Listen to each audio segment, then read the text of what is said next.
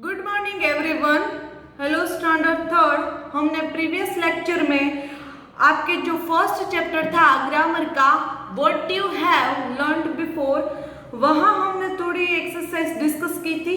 वहाँ हमने प्रोनाउन था वो लास्ट हमने स्टार्ट किया था, वो अब आगे डिस्कस करेंगे। ये फर्स्ट एग्जाम्पल हम देख चुके थे सोनल वाला।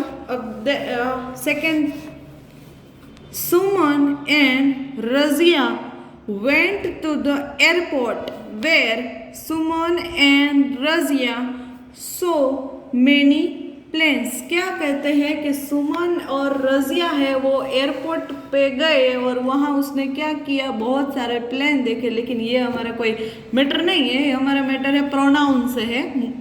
प्रोनाउन में हम क्या है, मैंने जैसे पहले ही बताया कि सुमन और रजिया ये दो है, तो ये एक सेंटेंस हुआ वेंट टू द एयरपोर्ट। लेकिन यहाँ देखो अंडरलाइन है, तो यहाँ में क्या प्रोनाउन आएगा, सुमन and Razia.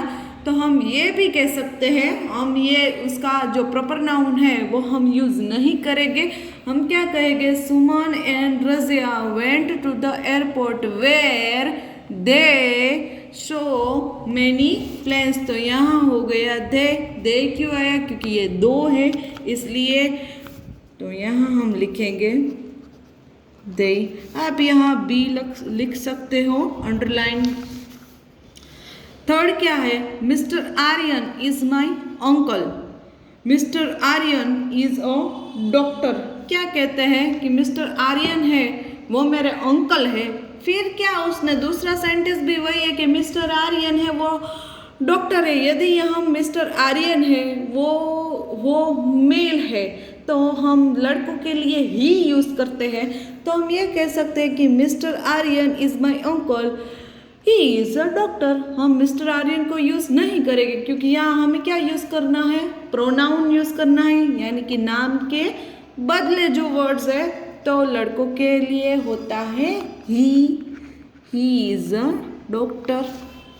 Fourth, father bought me a doll. A doll has a golden hair. क्या कहते हैं कि मेरे फादर ने मुझे एक डॉल खरीद के दी और उस डॉल थी, उसका हेयर कलर कौन सा था, गोल्डन कलर का। तो क्या कहता है, अ डॉल है वो एक्चुअली लड़की होती है, यानी कि जो लड़की के लिए हमने क्या यूज किया था, शी। तो यहाँ हम लिखेंगे she. Fifth, Raj and Rohit are playing in the garden. देखो ये फर्स्ट सेंटेंस, फिर से सेंटेंस क्या स्टार्ट हुआ, Raj and Rohit are friends. यदि हम ये कह दें Raj and Rohit are playing in the garden, they are friends. यहाँ जैसा हमने यहाँ देखा वैसे ही यहाँ हमें इसका प्रॉपर नेम लिखने की कुछ ज़रूरत नहीं है तो हम यहाँ लिखेंगे they। फिर क्या है, sixth, Divit bought a book. First sentence, Divit read the book. Second sentence, और Divit did not like it. क्या कहते हैं, देखो ये दिविट 3 बार आया। जैसा मैंने पहले आपको इस सोनल के बारे में बताया कि ये 2-3 बार आते हैं, तो उससे सोनल इसी तरह इसमें दिविट करने के लिए जगह हम क्या लिख सकते हैं, फर्स्ट हमें सेंटेंस आपको नाम लिखना पड़ेगा। फिर क्या है, दिविट बॉट अ बुक। फिर क्या है, he read the book and he didn't like it. हम ऐसा कर सकते हैं, हमें यह दिविट लिखने की कोई ज़रूरत नहीं है। तो यहाँ हमारा हुआ शॉर्ट इंट्रोडक्शन ऑफ प्रोनाउन।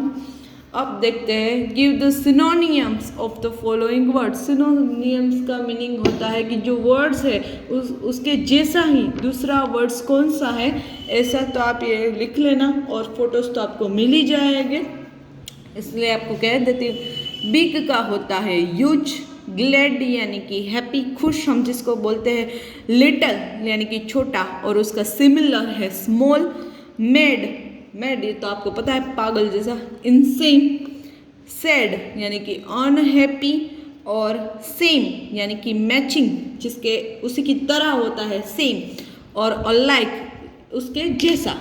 तो ये हुआ हमारे सिनोनियम्स। अब देखते हैं fill in the blanks with the suitable prepositions using the help box. क्या कहते हैं, ये प्रेपोजिशन है। अब आपको बता दूं शॉर्ट में कि प्रेपोजिशंस क्या है।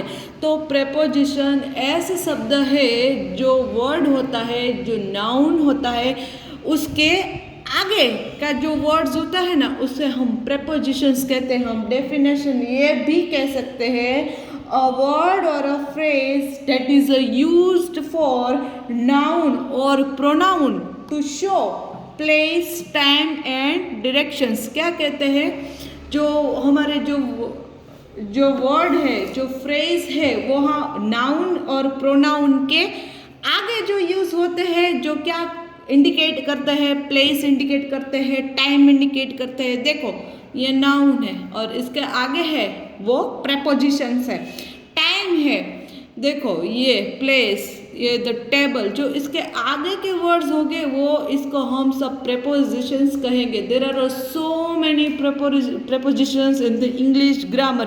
कहीं ऐसे शब्द हैं जिसको आप रूटीन लाइफ में यूज़ करते हो। अंडर है, फॉर है, ऑन है, बाय है, बिहाइंड है, नियर है, ऐसे कई सारे प्रेपोजिशंस है। तो प्रेपोजिशंस की डेफिनेशंस एक बार और रिपीट कर लूँ। अ वर्ड और अ फ्रेज, यानी कि जो वर्ड है, जो नाउन है, जो फ्रेज है, दैट इज यूज्ड नाउन और प्रोनाउन। क्या कहते हैं कि जो नाउन और जो वर्ड है, जो नाउन और प्रोनाउन में आगे होता है, बिफोर यानी कि आगे, वो क्या इंडिकेट करता है, टू शो टाइम इंडिकेट करता है, कई बार प्लेस इंडिकेट करता है, डायरेक्शंस इंडिकेट करता है। तो ये है प्रेपोजिशंस की डेफिनेशन। अब देखते हैं कि यहाँ कौन कौन से हमें प्रेपोजिशंस यूज़ करने पड़ेंगे। The mouse is under the bed. जो अंडर का मीनिंग होता है वो जो माउस था वो बेड के नीचे था, अंडर।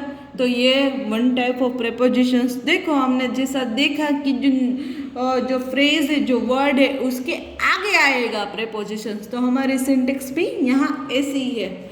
फिर क्या कहते हैं, I bought a gift for का मीनिंग होता है दूसरों के लिए, जिसको हम कहते हैं मैंने मेरे फादर के लिए गिफ्ट खरीदी, उसके लिए for.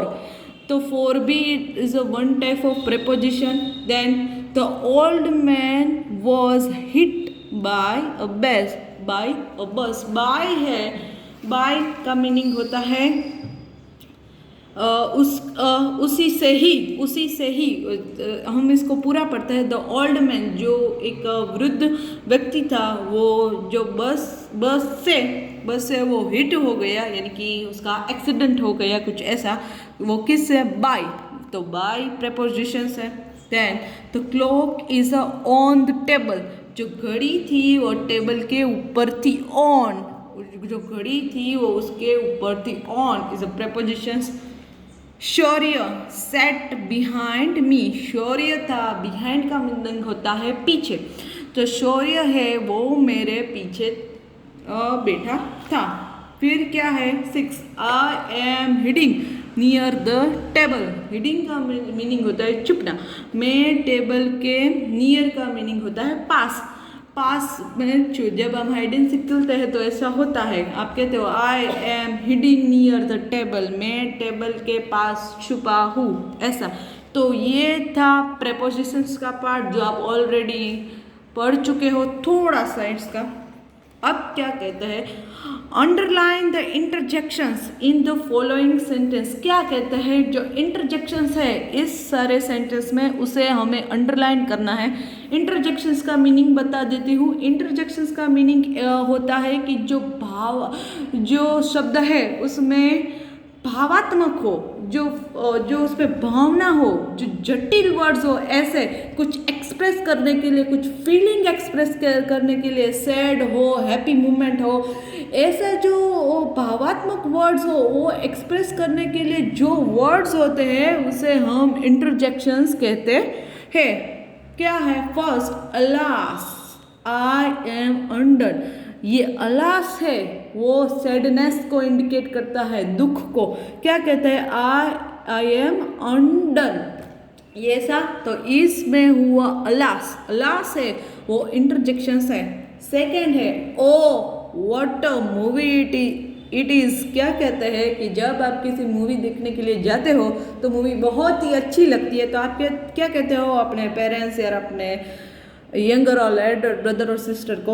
Oh what a movie it is, क्या मूवी थी, कैसी अच्छी थी। तो ओ वो है इंटरजेक्शंस है। देन है third bravo, you have done well. यदि आप एग्ज़ाम में अच्छे नंबर से पास हो रहे हो तो आपके पेरेंट्स क्या कहते हैं? ब्रेवो, बहुत ही अच्छा। यू हैव डन वेल, तुमने ये अच्छी तरह से किया, यू हैव डन वेल। तो ब्रेवो है वो इंटरजेक्शंस है। Four sorry ah I can not bear the pain. जब हमें कुछ चुभता है तो हम ऐसा हमारा वॉइस होता है, वहाँ ये वर्ड्स एक्सप्रेस होते हैं, तो ये दर्द है, अब मुझे वो सहन नहीं होता है। बियर का मीनिंग होता है सहन, वो नहीं होता है। फिफ्थ क्या है? तो ए है वो इंटरजेक्शंस है। फिफ्थ क्या है? Hurray, India has won the match. क्या कहते हैं? हुर्रे, हैप्पीनेस एक्सप्रेस करते हैं कि हुर्रे, इंडिया है वो मैच, अब क्रिकेट मैच है वो अब जीत चुका है। यहाँ क्रिकेट के मैच की बात नहीं की है, कोई भी मैच हो वो जीत चुका है तो हम हैप्पी होते हैं, तो आता है हुर्रे। तो ये था हमारा first lesson, what you have learned before. Here we are concluding our chapter and we will start our second chapter in next sessions. आपको इस एक्सरसाइज के फोटोज मिल जाएंगे। Till then, goodbye to everyone.